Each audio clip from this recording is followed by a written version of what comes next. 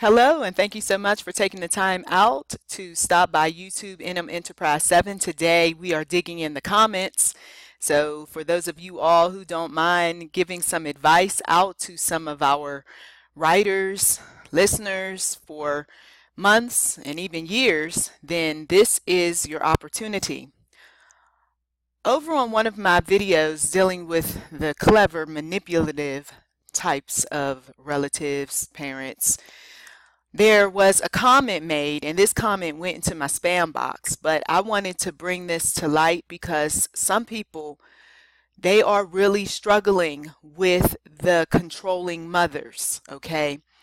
They are getting involved with women who are very close to their moms, or they're getting involved with sons that are very close to their mothers. Some individuals get involved with people who are just head over heels, doing everything for dad. So we need to just acknowledge the people right now in the name of Jesus who are going through, and we just pray for them. We ask that the Lord will just give them the strength to distance themselves where they need to distance, to protect their minds, their bodies, their spirits. There's been people who have come through here who have talked about being physically abused by mothers, okay, that weren't their biological mothers. We're talking about, this is my boyfriend's mom type of situation, okay? Or this is my girlfriend's parents, and I don't understand why they're tripping on me, and this sort of thing. So anyway, Mr. Theo Mighty One, thank you very much for leaving a comment. He says, what can I do when my ex-girlfriend broke up with me 8 weeks ago because her mom, and mind you now, some of these people, they come from other countries, okay? England, we've got people all over the world. So there is mum that is used. So her mom is so very needy. My ex-girlfriend is letting her mom ruin her life. Before her mom became poorly, we couldn't do anything together because I was always told, you know what mom is like. Now, I'm not going to repeat mom as much as it's written, but it is clear that mom is dominating this man's thoughts. Mom is dominating the relationship. Mom is all over this particular comment, okay? So there is a lot to be said just looking at this comment. So the ex and her mother would go abroad together. The mother would go to the shops with the ex. There's the ex going to the mother's work and staying there until 9:30 p.m. So just imagine going to work with someone else. You're not working there, but you're there from the morning until 9:30, and this is your day off. Talk about control. Okay, and you can continue to read this. The point is that this individual is going through. We've got a mother who is 78 years old controlling a 50-year-old, and here he is, he's 44, and because the daughter is so wrapped up into what her mother wants, how she feels, and all of this, it would make sense just to allow the daughter to be with mom. Because if it is getting next to you and the person doesn't want to change, let's say if you're in a relationship like this, then either you got to go along with the program that they already had set before you showed up, or you say, you know what, I can't take this. This is just too much mother involved in my relationship. I'll be better off by myself. You have to make a choice. The problem is that you got some folks who say, I'm not giving up what I got involved with. She's just going to have to figure out how she's going to deal with her mother. Well, sometimes this sort of thing backfires on some people. Because if that is who she considers her God, because basically that's what it looks like. This is like her God, lowercase g. This girlfriend's God is her mother. You're going to try to take the mother away from someone who is not ready to give up her God. You're going to have a fight on your hands. So the best advice, and I'm sure somebody can add to this, the best advice is you've got to make up in your mind what you want to do, Mr. Theo Mighty One. You need to be the one that says, okay, Either you establish some boundaries with your mother. When we have time alone, it should be between us. I don't want you going over there picking up the phone. He said that the mother called 13 times asking her daughter how long is she going to be. Okay.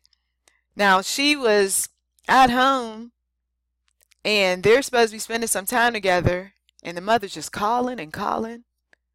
That would be enough right there to tell to send a loud and clear message. I don't want you to be with my daughter. And then he should be saying, and I know your daughter has her own mind. She can figure some things out, but if she can't figure them out, then yes, we've got to end this thing, you see.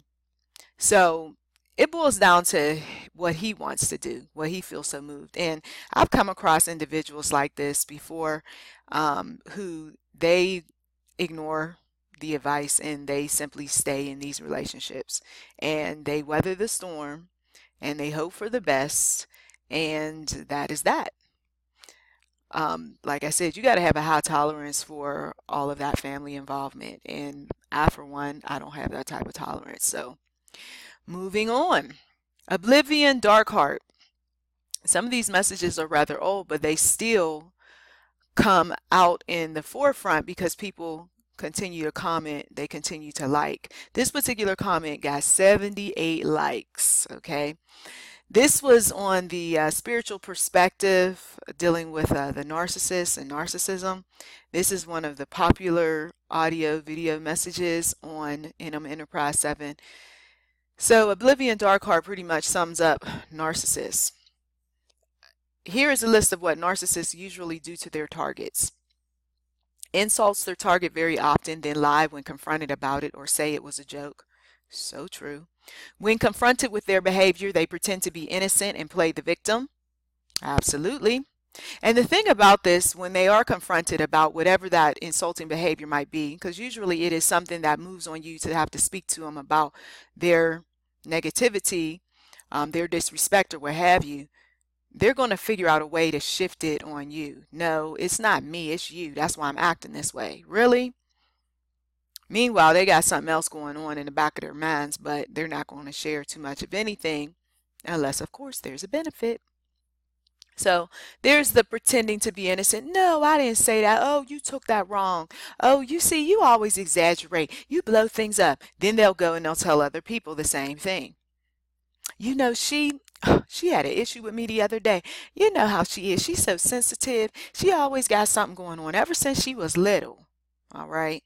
And I don't know what I ever did for her to be this way. Some of you all, you got to get those books in the description box because I go deep about some of these issues that these people have. Everything is always your fault, even when it's obviously not. Okay, this is how the narcissist treats their victims. This is how other other personality disorders will treat their victims. So, you know, it's not just narcissists. We got some other folks that we don't know what they're diagnosed as, but they treat people like this. Listen to these other things. They always have a justification for every bad thing they do. They think they're always right. You know that was wrong what you did. No, the reason why I did it was because, let me tell you. No, listen, let me tell you why I did it. But it's bad though. It's wrong. And you're going to get us all in trouble. You know I'm right in this. Oh boy. Very controlling. They tell you how to live, but they can live any way they want. Very hypocritical. Yes, they are. And the sad part is that you can confront them and tell them that this is totally wrong. You know that you wouldn't tolerate this if I did it. And they'll say, and just dismiss you as if you hadn't even said anything. They accuse you of what they're doing to you. That's always a red flag. Wait a minute, I didn't say that. I didn't do that. That was you. And that, my friends, is called what? Projection. I just talked about this with someone the other day. I'm not even guilty of this. I don't even know where this is coming from. But they're going to put what they're accusing you of onto you. I remember I was very angry when I was accused, this was many years ago, of cheating. And I put my hand on the Bible. I was not cheating on that man. But he swore up and down. Well, that's because later on I found out he was cheating, okay? That's how they do. Portraying themselves as angels outside when they're actually demons with their family and especially their target. Yes, they do. They will go out to these various functions and they will smile at people and they will act as if everything is okay and all right and they're just the good catch and I'm the good woman and the good man and you know all this stuff, and then at home they are nothing more than agents for Satan. They want you to fail while pretending to want you to succeed. Oh, that's so good. I'm glad that happened to you. Meanwhile, once they are done talking to you, they're saying, oh, she ain't gonna make it. Nope. I can see this not working. There she go, messing up. That's what narcissists do. They're very convincing. They never say they are sorry for hurting you. You're not going to get that. So if you're waiting for that apology, think again. When I wrote, tell me, mother, you're sorry, that wasn't because I was expecting an apology. I was just saying that because that's what you desire. That's what you want. But you know that when you deal with a person, whether they're your biological mother, somebody else's mother, what have you, when they have narcissism in their spirit, that personality disorder is out there strong, they are not going to say, I am so sorry that I've done this to you. I apologize. Please forgive me. They'll poison your favorite activities. They don't want you to be happy or to get pleasure. So you got something that you enjoy doing immensely, and they're going to figure out a way to nitpick. So you just took your little hobby and you just plan on doing whatever you want to do. You don't have time for anybody else. Oh, I mean, really, what is up with you? Okay. Meanwhile, that's what you like. That's what you want to do. And they'll say, you're not going to be any good at it. I don't even know why you're part of that. They also poison other useful activities like important skills, which will help you in the future. Why'd you go to school for that? Girl, you crazy. You know you're not that smart. What? They do not want you to have skills. They want you to be as weak as possible. They don't teach you anything either. See, this is what is sad, because as long as everybody is looking at that person on the outside looking in as being smart, wonderful, successful, and that happens to be the kinfolk of the narcissist, then they're going to look very supportive in the eyes of everybody else. They're going to say, oh, I want you to have a good education. I want you to have skills. I want you to do this, that, and the other. But when everybody is gone and they get to thinking about some things, and your skills or your hobbies or what have you might expose them, might bring shame, might show up and show out, whatever those spiritual gifts might be even, now they're going to start this business of, well, I don't know about that. I don't think that's a good idea. You know, you might want to look at something else. And not only that, when they see other people are teaching kinfolk, other people are involved, then they want to take credit for stuff that they didn't even do. You were over there pleasuring yourself. You were over there having a good old time with yourself. You didn't take up time teaching these children anything. Oh, yes, I did. What? And then they come up with some lame excuses or some silly arguments, or they just, once again, use projection, and they will try to basically make you look bad, make you feel bad when it's all said and done. Subtly lead a smear campaign against their target, so they isolate it and make sure they don't get help. This one is sad. This happens with your own family members. They're out there and they're saying a whole bunch of negative stuff about you. And they're hoping that the flying monkeys will go along with it, and oftentimes ignorant people do. They go along with whatever the narcissist is spilling out there. And the narcissist knows that the IQs of some of their flying monkeys isn't that bright, so they've got themselves a crowd. And don't try to defend yourself with the flying monkeys, because once they consider that person to be a great person and wonderful, and the narcissist has sold them on that, you're just going to look like the troublemaker. You're going to look like the bad person and whatever else. And why waste time arguing with people who don't want to believe you anyway? So if you want to get some help, let's say that you're going through and you go and you confide in a narcissist, the narcissist is going to figure out a way for you not to go get some help, because once again, they don't want to be exposed. Who you talking to? What counselor? What they say, right? When you want to leave the relationship with a narcissist, they beg you to stay with them and cry crocodile tears. This did happen. I seen it. It was sad. It really did pull on my heartstrings. And yes, I did welcome the individual back into my life for another 4 years. And it was one of those periods where I'm gonna pay you for old and new, pay you back for old and new because you had no business leaving in the first place. It was that sort of thing. And the next go round, it was more of a crocodile tears, and I wish it didn't come to this and all that. And then the next thing you know, those tears dried up as soon as they came out, and the narcissist knew, oh yeah, I got supply from someone else. So if you see that they dry those tears up really quick, that's because in their mind they're thinking, well, I got so and so, my favorite, my bestie, my lover, my whatever, my coworker. I don't need you. Go ahead, leave. They are some of the best actors out there.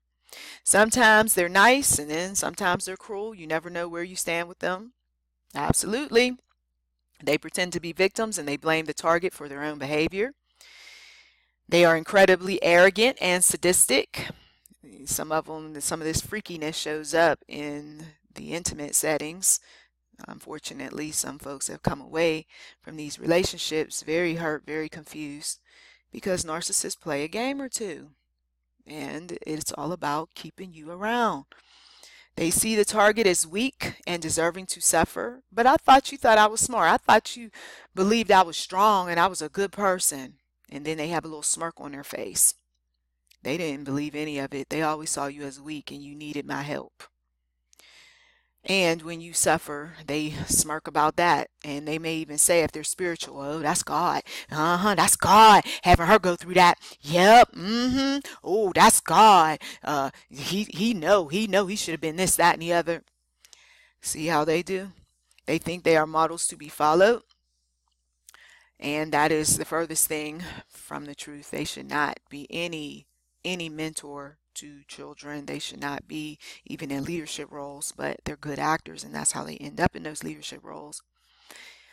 They are spiritually dead, although they might loudly profess some kind of spiritual belief, and all of them believe something because it makes them look good. Once again, it's about the appearance. So I believe in Buddha, or I believe in Jesus, or I believe in what the Quran says, or what have you.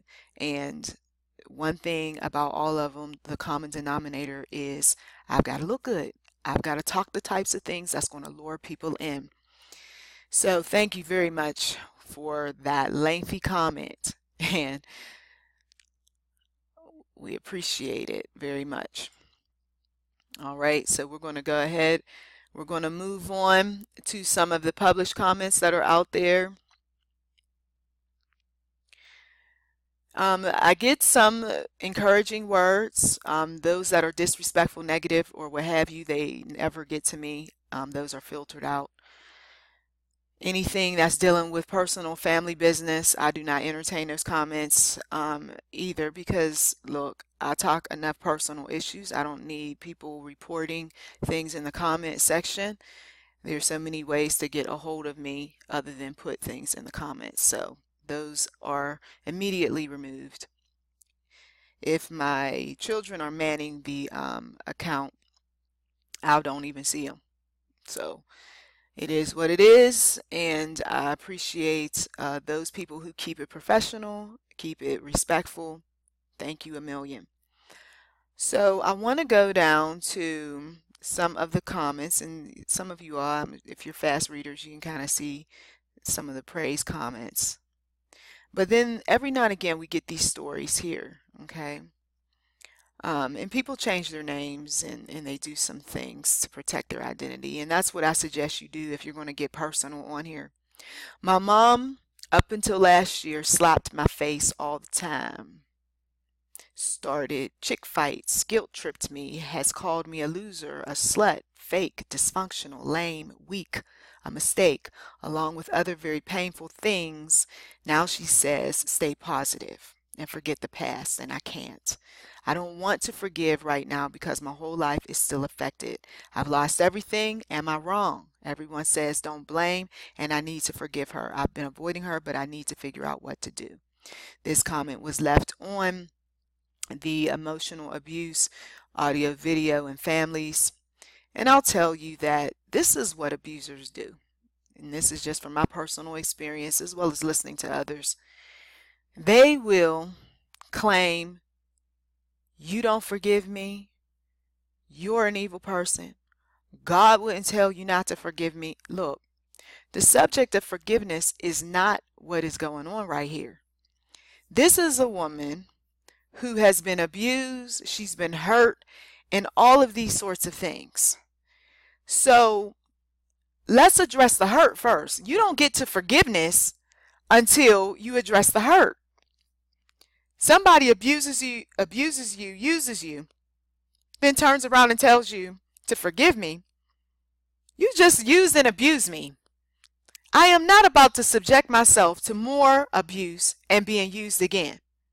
So I can forgive you from a distance, meaning that I'm not going to pay you back.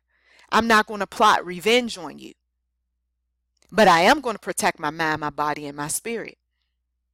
I know people got various definitions of forgiveness, but at the end of the day, we are not to put ourselves in any type of harm's way. We are not to be around individuals that are going to do these sorts of things to us. It doesn't matter their titles. We give way too much leeway to family members who are abusive. Let me say that again. We give way too much leeway to family who are abusive. The abuser uses statements like, forgive me, to gain additional power.